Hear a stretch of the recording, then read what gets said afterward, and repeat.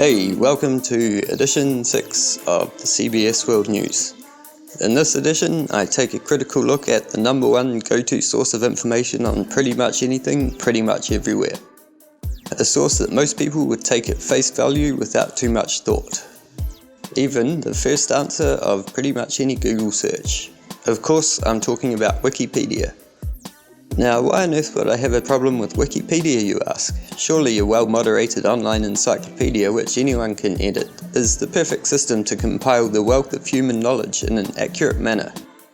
After all, if anyone adds anything misleading or straight up wrong, it'll soon be corrected, and surely all entries will be kept up to date as new facts arise or conclusions are reached, right? In theory, yes, but like damn near everything, money's gone and fucked it all up. Well, not money in and of itself. Money's just an abstract concept that's introduced to us before we even have a chance to understand it and all the baggage that comes with it. I guess I'm talking about greed. So what does that have to do with Wikipedia? They're a non-profit organisation, right? And anyone can edit it. The editors aren't even getting paid, right? Yeah, in theory. But anyone or corporation with enough capital and resources could easily pay people to keep the content of certain pages in line with their own agenda. In fact, there's even a company called WikiPR who specialise in doing just that. Although they state they don't actually edit pages, their website states they offer page creation and editing, page monitoring, page translation, crisis editing, and concept development. In 2013, the Wikipedia Foundation actually banned WikiPR after an investigation revealed that WikiPR employees were actually editing their clients' pages to suit their own agenda, which is a blatant violation of Wikipedia rules. This process is known as undisclosed paid editing. If the Wikipedia management catches any of these individuals, sock puppets or meat puppets as they've been dubbed, they will be banned, but pinning these individuals to any particular organisation requires an investigation, which generally doesn't happen. The sock puppet is then free to continue editing under a new moniker. Amazingly, it doesn't all come down to money. There's a group of people so dedicated to the agenda of a woman called Susan Gerbic, or Gerbic maybe, that they're willing to commit their spare time to editing Wikipedia. Hours a day in some cases. Now, what agenda could be so important to these people? Basically, militant atheism and hardcore scientific materialism and reductionism. The group, called Guerrilla Skeptics, relentlessly edit Wikipedia articles to adhere to the most conservative scientific views, thereby maintaining a status quo. These people are seemingly so close to ideas that challenge their scientific dogma, no matter how well researched and tested, that they're happy to enforce the Guerrilla Skeptic agenda for free. Even biographies aren't immune to the Guerrilla Skeptic editors, as visionary scientist Rupert Sheldrake found out. This interview sums up the whole situation nicely. For many, Wikipedia, the collaborative online encyclopedia, is the first place to go looking for someone or something. But can you rely on it? Well, not really, says scientist Rupert Sheldrake. He came in to explain. Wikipedia is open to anyone to edit, and it's a wonderful idea. But because it's so widely used, it makes it attractive to people with an agenda to push their own agenda by becoming editors. And I drew attention to a group called Guerrilla Skeptics on Wikipedia in a blog that I wrote in the summer. A group of people who have a very strong agenda. They want to prove that things like telepathy, alternative and complementary medicine and so on are rubbish. Well, they don't want to prove it. They believe that, and they want everyone else to believe it. So I drew attention to their activities, and a few days later, the Wikipedia page on me was targeted by a group of skeptics.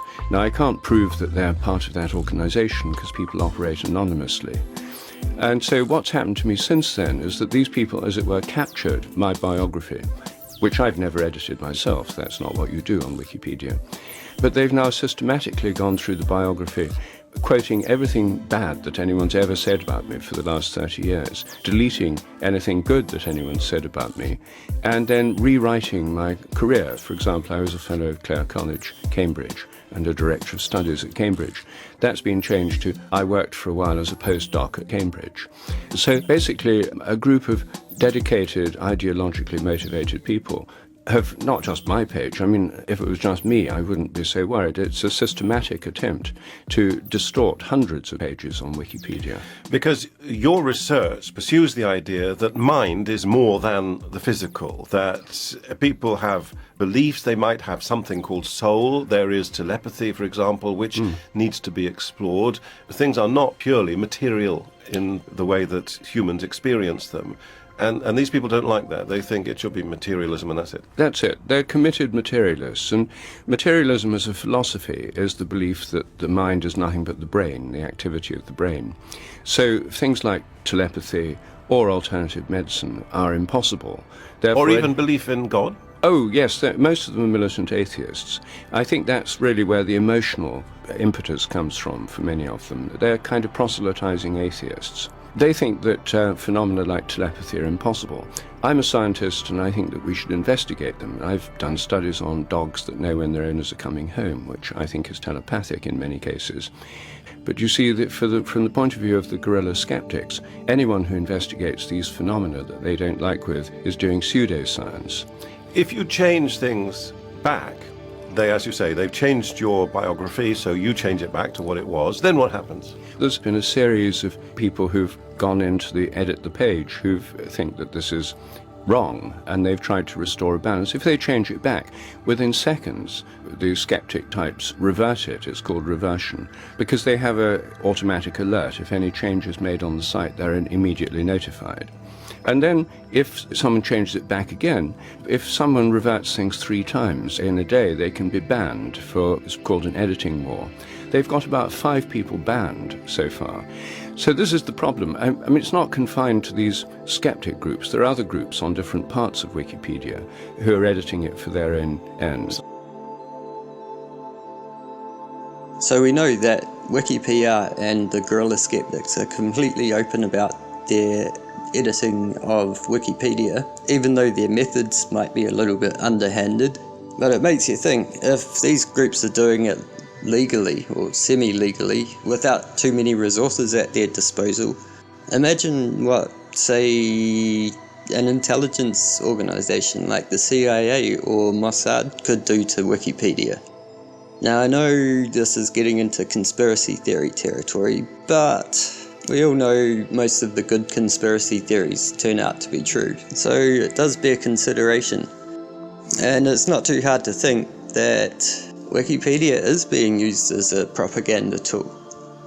I mean, I'm sure they started out with the best of intentions, but unfortunately the Wikipedia Foundation doesn't have the resources to effectively monitor who edits Wikipedia pages, so yeah, you've got to think that considering the fact just about any good cause these days gets co-opted, like say the Occupy movement, the Tea Party movement, most religions, the environmental movement, it's really not much of a stretch to imagine that Wikipedia has been co-opted by God knows how many different organizations with different agendas.